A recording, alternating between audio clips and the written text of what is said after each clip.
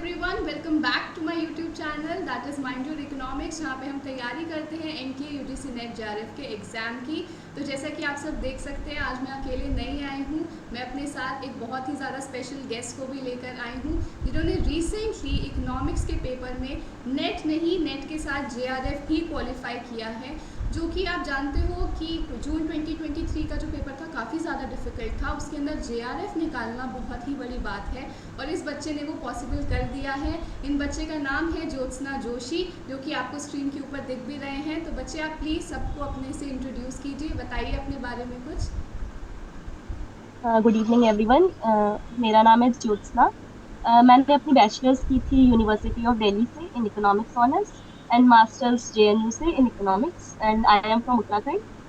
इसके अलावा मेरी मास्टर्स लास्ट ईयर ही कंप्लीट हुई है।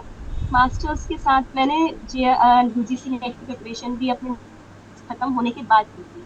मास्टर्स के ड्यूरेशन के टाइम पे नहीं की थी और इस बार मेरा सेकेंड अटेम्प्ट था। Okay okay, that's great. तो आप बेटा एक बार बताना चाहोगे सबको कि आपके मार्क्स कितने आए इस बार, आपने जब जेआरएफ क्रैक किया? इस बार मेरे 194 मार्क्स थे। पेपर टू में 126 एंड पेपर वन में 68। बहुत बढ़िया, बहुत बढ़िया। और आप ये चीज़ शेयर करो अपनी स्ट्रैटेजी से पहले कि आपको फील कैसा हो रहा है। मतलब नेट तो होता ही है, चलो नेट तो जिसने क्वालिफाई किया ही, लेकिन जेआरएफ आपका क्वालिफाई हो चुका है। मतलब अब आपको जो है गवर्नमेंट से पैसा आना भी शुरू हो जाएगा पीएचडी में एडमिशन लेने के बाद। तो आपको वो फील कैसी है, वो शेयर करो। ऑफ कोर्स कॉन्फिडेंस थोड़ा बूस्ट हुआ है क्योंकि इतने एफर्ट्स डाले हैं तो रिजल्ट मिलते हैं तो अच्छा ही लगता है। हाँ बस कॉन्फिडेंट फील हो रहा है बेसिकली। हाँ, बहुत बढ़िया, बहुत बढ़िया। मतलब बहुत ज़्यादा खुशी का मौका है ये, पार्टी वगैरह करने का टाइम है।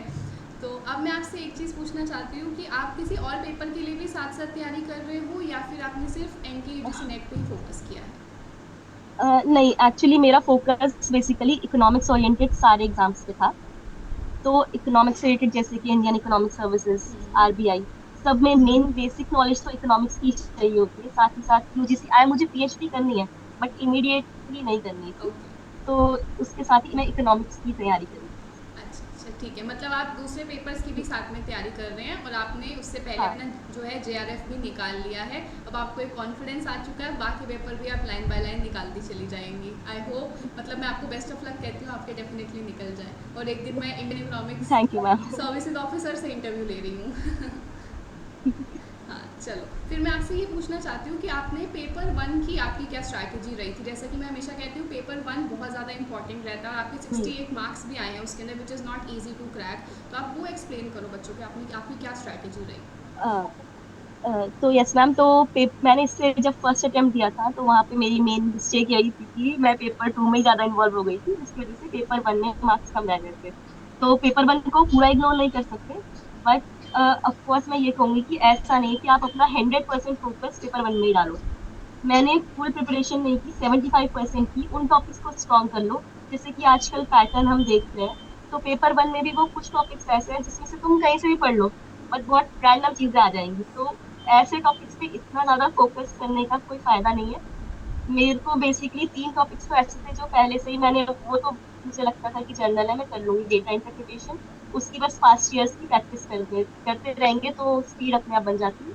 और मैथमेटिक्स और रीजनिंग नॉर्मल जो एल टॉपिक होता है, और कम कॉम्प्रिहेंशन तो उसकी भी ऐसे स्पेसिफिकली कोई प्रैक्टिस नहीं थी। बाकी लॉजिकल रीजनिंग मैं सजेस्ट करूंगी कि ऐसा टॉपिक है कि उसकी क्वेश्चन अगर तुम्हारे कॉन्सेप्ट क्लियर है उसमें, तो कहीं बाहर से क्वेश्चन लॉजिकल रीजनिंग में तो नहीं आ सकता। तो लॉजिकल रीजनिंग ऐसा टॉपिक है। बाकी teaching aptitude, research aptitude, communication, ये तीनों मैंने प्रिपेयर किए थे और बुक में रेफर करी थी केवीएस मदान की। बट वो बुक भी ऐसा नहीं है कि 100% उस पर ही रिलाई करें, क्योंकि बुक में भी टॉपिक इतने भी डिटेल में नहीं होते। तो जितने टॉपिक्स भी करें वो डिटेल में तो खुद ऑनलाइन रिसोर्सेज भी देख के करते हैं। तो ये teaching aptitude, research aptitude, communication, maths, reasoning, logical reasoning और कॉम्प्रिहेंशन, ये छह टॉपिक्स हो गए। उसके बाद आईसीटी। बेसिकली मैंने जो टॉपिक्स में इतना फोकस नहीं किया था वो था इन्वायरमेंट। इन्वायरमेंट क्योंकि बहुत बड़ी यूनिट है, उसमें भी ये नहीं कहूंगी मैं कि पूरा इग्नोर कर सकते हैं। जो चीज 100% हर बार आती है वो सब होती है। जैसे कि एसडीजी गोल्स हो गए, इंडिया के क्या कमिटमेंट्स थे, तो ये सब उसमें से कवर करते हैं। Great great. तो ये पेपर बन के मैंने स्ट्रेटेजी फॉलो की। बहुत बढ़िया, मतलब काफ़ी इन्होंने अच्छी अपनी स्ट्रैटेजी बताई है कि आप उन टॉपिक्स के ऊपर फोकस कीजिए जो आपके डेफिनेटली आपके ठीक हो जाएंगे, है ना। जैसा कि मैं भी कहती हूँ कि भाई आप उन्हीं टॉपिक्स को करो जो आपको पता है कि पेपर में सही हो जाएंगे, जैसे डेटा इंटरप्रिटेशन कहा ज्योत्सना ने, या फिर आपको LR हो गया आपका इम्पॉर्टेंट, जैसे दूसरी यूनिट्स है एनवायरनमेंट हो गया, हायर एजुकेशन हो गया, आपका टीचिंग कम्युनिकेशन, इनमें आपको पता नहीं है क्या आएगा पेपर के अंदर, तो आपको इतना भी पढ़ लोगे वो कम ही रहने वाला है हमेशा, है ना। तो ठीक है, फिर हम्म। ज्योत्सना आप अब शेयर कीजिए बच्चों के साथ कि आपका पेपर 2 जो इकोनॉमिक्स है वो इस बार काफ़ी डिफिकल्ट आया था, उसके अंदर आपने इतने अच्छे से कैसे स्कोर किया है, कैसे आपने JRF निकाला, वो बताइए।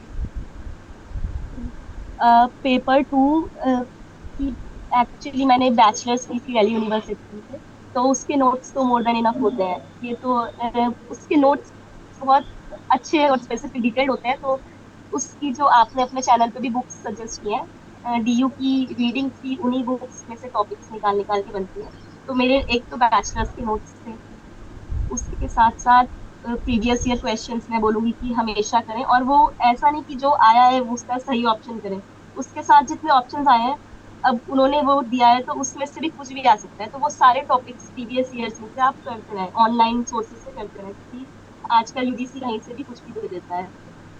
इसके अलावा यूट्यूब पे मैं आपकी क्लासेस भी फॉलो करती थी, पास्ट ईयर क्वेश्चंस करे, और जितने आपने हर सब्जेक्ट के कराए थे उसको भी एंड में अगर देखना है एक बारी में पूरा रिवाइज उससे भी हो जाएगा। और अमित सर बायजूस में पढ़ाते हैं, उनकी भी मैं वीडियोस देखती थी यूट्यूब। तो इन सोर्सेज से मैंने प्रिपरेशन की पेपर की। अच्छा, तो आप कह रहे हो कि आपने बायजूस की भी सर की देखी हैं क्लासेस, तो क्या आपने कोई सब्सक्रिप्शन ली थी, बच्चों को बताना चाहेंगे, या आपने उनकी फ्री क्लासेस को देखा है। मैंने बस फ्री क्लासेस से यूट्यूब से ही रेफर किया है, सब्सक्रिप्शन मैंने स्पेसिफिकली ली नहीं थी। क्योंकि मुझे लगता है कि मोर देन सफिशिएंट होता है अगर मेन एफर्ट आपको खुद के डालने पड़ेंगे। आप यूट्यूब से कर रहे हो, सब्सक्रिप्शन भी ले लोगे, उसके बाद भी कोई भी टीचर इतना डिटेल नहीं पढ़ा पाएगा आपको, खुद के एफर्ट जब तक डालोगे नहीं। मेन तो मुझे यही लगता है कि आपको कोई भी टॉपिक दिख रहा है उससे ये मत सोचिए कि ये सिलेबस में नहीं है, इसे छोड़ देता हूँ, इकोनॉमिक्स से रिलेटेड है तो आप एक ना एक बार देख लीजिए, उसमें से भी आ सकता है कुछ ना कुछ। हाँ, बहुत बढ़िया, ये चीज़ उन्होंने बिल्कुल ठीक कही है कि आपको हमेशा सब्सक्रिप्शन लेने की ज़रूरत नहीं है। सब्सक्रिप्शन आप ले सकते हो अगर आपको लगता है आपके बेसिक्स वीक हैं, या आपको एक गाइडेड एफर्ट चाहिए है, लेकिन आप अब बहुत बड़े, जैसे हम पढ़ते भी हैं उसके अंदर अपना टीचिंग के अंदर adult learners versus adolescent learners, तो अब हम अडल्ट लर्नर्स हो चुके हैं, हम इंडिपेंडेंट लर्नर्स हैं, हम खुद से चीज़ों को समझ सकते हैं। तो ये चीज़ मुझे ज्योत्सना की बहुत अच्छी लगी कि उन्होंने खुद से सारी की सारी प्रिपरेशन जो है वो करी है, कहीं पर सब्सक्रिप्शन वगैरह उन्होंने नहीं लिया, गाइडेड एफर्ट उन्होंने काफ़ी सारे टीचर्स के फिर भी लिए हैं। तो एक चीज़ मैं ज्योत्सना आपसे पूछना चाहती हूँ, जब आपने देखा कि पेपर का पैटर्न इतना ज़्यादा चेंज हो गया है, तो आपने वहाँ पर पेपर में अपना काम कैसे मेंटेन किया, मतलब पैनिक नहीं हुए आप, या क्या था वहाँ पर सिचुएशन, वो शेयर करो।